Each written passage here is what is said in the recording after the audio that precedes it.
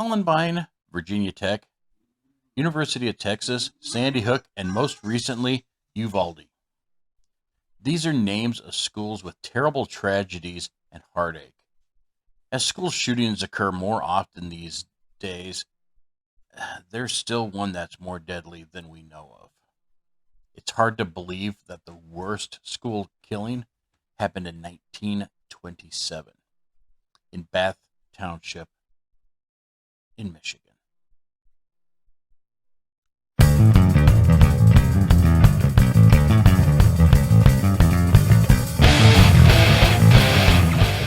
I'd like to say welcome back to those who are subscribers, and if you're new, welcome.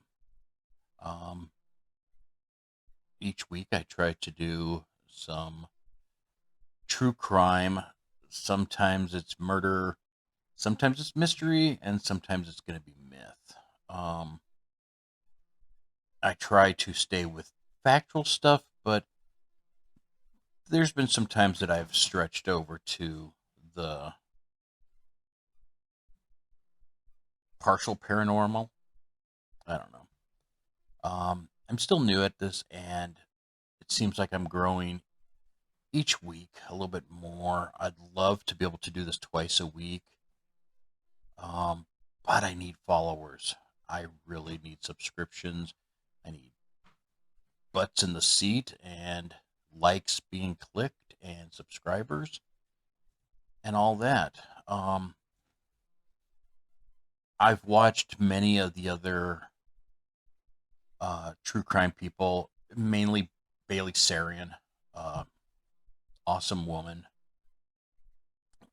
Although I think she's prettier than me, and my makeup tutorial sucks. I mean, how can I deal with this face with makeup? It does not work well, so I'll leave that up to Bailey. Um, but I've watched, I think, all of hers, and I'm trying to do things that are different than hers. I've paid attention to other people also, and I'm trying to delve into other crimes that are not really talked about. So I'm just trying to do something different, and I take suggestions in the comments. If you put in the comments, hey, this is a really interesting one, check it out. I put it down on my list. I have a list on my computer showing all the different ones that I want to do in the future. I have probably about 50 down right now.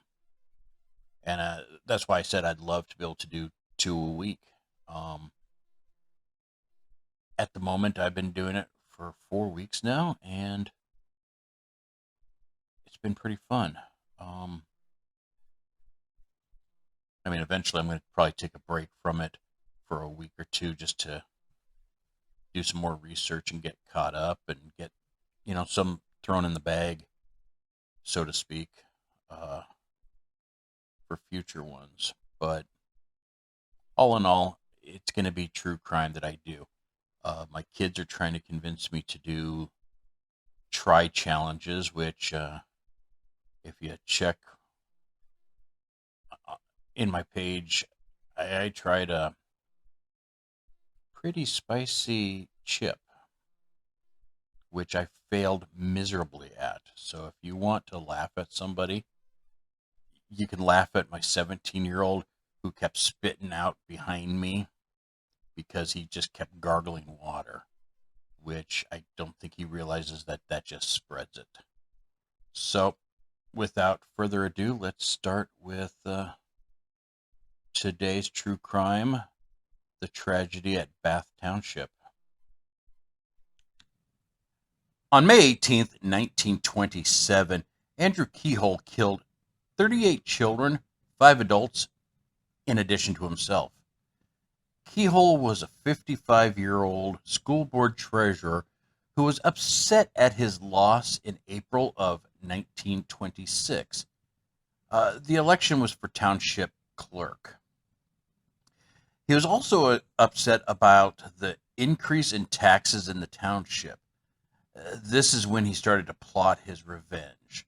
To top it all off, he was told in June of 1926 that his mortgage was going to be foreclosed upon, and for the next year, he bought explosives and hid them under the school and his own property. Bath Township is a quiet township outside of Lansing, Michigan. It was an agricultural area, and in 1922 they voted to combine the schools to increase taxes and to build a new school. The school would house first through 12th grade. Even though this was a great advantage to the area, it became very controversial and it angered some of the landowners as it was going to raise the taxes for them. Early in Kehoe's life, he suffered a head injury from a fall and was either in a coma or in and out of consciousness for a few weeks. After that, he returned to his father's home, who had married a young bride. And one day, the oil stove blew up and set his stepmom aflame. Well, in an attempt to put out the fire, he grabbed a bucket of water and threw it on her. But since it was an oil fire, it just spread and engulfed her in fire. Uh, she died from her injuries the next day. Some people actually believe that he did this on purpose and he was responsible for the stove explosion. When he was 40, it was 1912, he married Nellie Price. They eventually moved to a farm outside of Bath. Although he was described as a dependable neighbor and he had often help out the people around him, he was also known as extremely impatient and hot-tempered. It's said that he shot a neighbor's dog for barking at him, and that one time he beat one of his horses to death for not performing the way he thought it should. Um, yeah, I have nothing. In 1924, he was elected as a trustee to the school board for 3 years and the treasurer for 1 year. He was a frugal guy and often argued for lower taxes. In 1922, the school tax was $12.26 for every $1,000 that your house was valued at. His farm was worth around $10,000. And in 1926, the taxes went up to a whopping $19.80 per $1,000. This was an outrage to him. His wife's uncle began foreclosing on the property because he said it was because he couldn't pay the taxes because it's an extra $300, so he was getting behind on his property. And like I said, it angered him. He was upset about it because he could not pay this and couldn't fathom why it had to increase like that. Um, he stated one day, if he can't live in his house, then nobody will. Uh, Another thing that outraged him at that time is he was defeated in April of 1926 for the town clerk. He found this rejection as an outrage, and many believe this is when he started his revenge, or plotting his revenge. Later on, forensic scientists would classify him as an injustice collector. This is a person that would obsessively collect perceived slights along with their personal misfortunes, uh, latching onto these feelings until they just feel like they need to lash out at things. One neighbor thought that he was becoming suicidal as he stopped working his farm. He also tried to give away one of his horses to this farmer. In preparation, he also cut down his fences and he set up uh, ways to kill his shade trees, and he cut off his his grapevines. He also gathered a bunch of lumber and materials and stuck it in his shed, and then he later burned it. In addition to all these other factors, his wife became ill with tuberculosis, which there was no cure. And the mounting hospital bills and treatment bills and everything was just overwhelming and contributed to him not being able to pay for his mortgage, which one thing led to another. But nobody knew the extent of Kehoe's mentality at this moment. He was pretty much keeping it pretty well hidden. And the school hired him to do some electrical work in the summer of 1926, which gave him free reign of the school. At this time, he would travel around purchasing dynamite. As odd as that sounds to us now, apparently back in the day, it was common for farmers to have access to dynamite and other explosives to clear debris in their fields. It was also found later on that many construction sites had reported that they had stolen dynamite and blasting caps and all that. He placed the explosives in the basement of the school, both in the north and south uh, wings of the school. He placed it in a way that it was in the rafters, so it would blow straight up. And along the floor, he would place gasoline bottles, hoping for that to ignite. Investigators later found over 500 pounds of unexploded dynamite in the south wing alone. It was supposed to go off at the same time as the north wing, but failed. They found that there was an electrical glitch. They think that when the first bomb blew up, it rattled it, so the second bomb did not go off, which I guess would be a fortunate thing in this whole thing. He also filled his truck with metal debris to produce shrapnel. When his wife was released from the hospital on May 16th, he brought her home, and sometime between the 16th and the 18th, he murdered her and placed her in a wheelbarrow at the rear of the farm in the chicken coop. He wired explosives throughout his house and all of his farm buildings. And around 8:45 on Wednesday, May 18th, he detonated the firebombs at his farm. As people rushed in to help fight the flames and everything, he drove away. He told one of the people helping that they should probably go over to the school. And he just drove off. Classes at the school started at 8:30, and he set up the alarm clock to go off at the same time as his home. So about 8:45. It was said that some of the firefighters and everything on their way to his house heard the explosion at the school at the same time. The explosion rocked the township. 38 people were killed in the initial explosion. Most of them were children. First grade teacher Bernice Sterling told the Associated Press that the explosion was like an earthquake. She said the air seemed to be full of children and flying desks and books. Children were tossed high up in the air. Some of them were catapulted out of the building.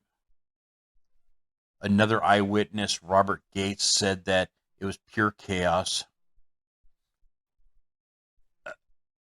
And he was quoted, "Mother after mother came running into the schoolyard and demanded information about their children.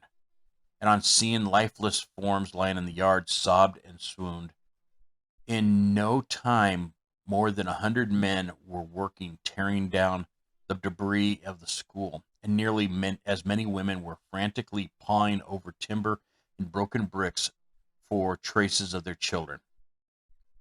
Uh, Gates stated that he saw one woman lift a cluster of bricks held together by mortar heavier than the average man could have handled with a crowbar. It's feats like that is just amazing, but it, it's such a tragedy. I, as a parent, couldn't imagine this. Another witness stated that he saw Miss Eugene Hart sitting on the bank a short distance from the school with a dead girl on either side of her. She was holding a little boy named Percy, who unfortunately died a short time later at the hospital. This was about the time that Kehoe came and blew up his truck in the street. This severely wounded Perry, who was Mrs. Hart's oldest child. So Kehoe drove up to the school and he waved over the superintendent. A witness stated that it looked like the two men were fighting over a long gun. This is when Kehoe detonated the truck, killing himself, the superintendent, a retired farmer, and a second grader who had survived the school's explosion only to die from shrapnel from this vehicle. A distance away, the postmaster had lost his leg from some debris that flew over and cut off his leg. He unfortunately died prior to getting to the hospital. In all, 38 children were killed and 6 adults were killed, and at least 58 others were injured. The town hall was used as a makeshift morgue. Investigators located a sign that Kehoe had stenciled and placed on his fence. The sign stated, "Criminals are made, not born." One has to wonder if that head injury contributed to his grave error in thinking. On May 1st, 2022, just a few weeks before the 95th anniversary of this disaster, Irene Dunham died at the age of 114. She was the last Bath School student that survived the explosion. She was also the oldest person living in America at the time of her death. So I hope she can rest easy now. She's seen a lot.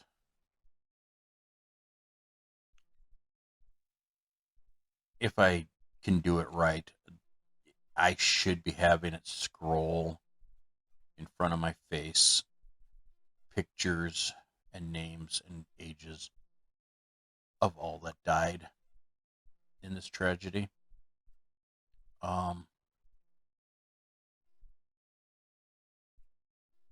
All it is saying once again is we really need more help with mental health.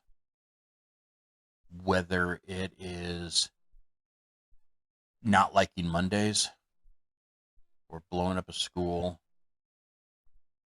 or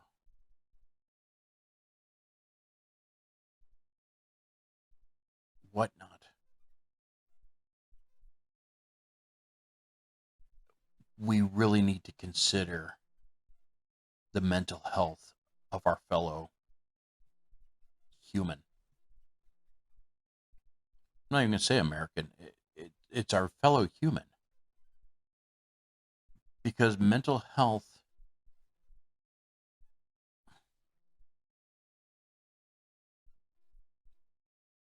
is a severely underappreciated thing, I guess. There's a lot of people out there that are sick and don't get the help that they need. And unfortunately, sometimes we don't know what's going to be the trigger to set them off. It could be honking at the jerk in front of you that didn't make it through the red light, or it could be the person that you shortchanged at the cash register, or it could be some moron that hated the fact that Hardee's got rid of their French fries. You don't know the mentality of people. And I think that really is a key factor in a lot of these violent crimes, especially school shootings. Um, so I don't know. I guess be kind to each other and try to take into perspective what that person's day is like. You might be having a crappy day. Theirs might be even a worse day. You know, you can't criticize people because you think they're a jerk. They might have a good reason to be a jerk and be in a mood. And some of them just need a kitty cat to pet. Right, Hazel Grace? Yes. See, this is why I haven't gone on a killing spree, because I have a kitty cat to pet.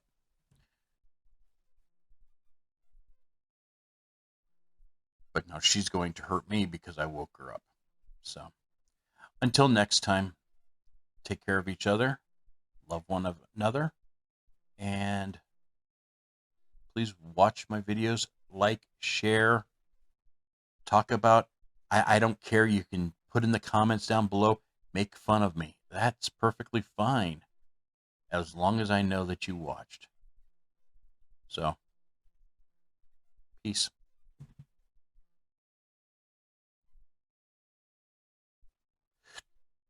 It's bath time.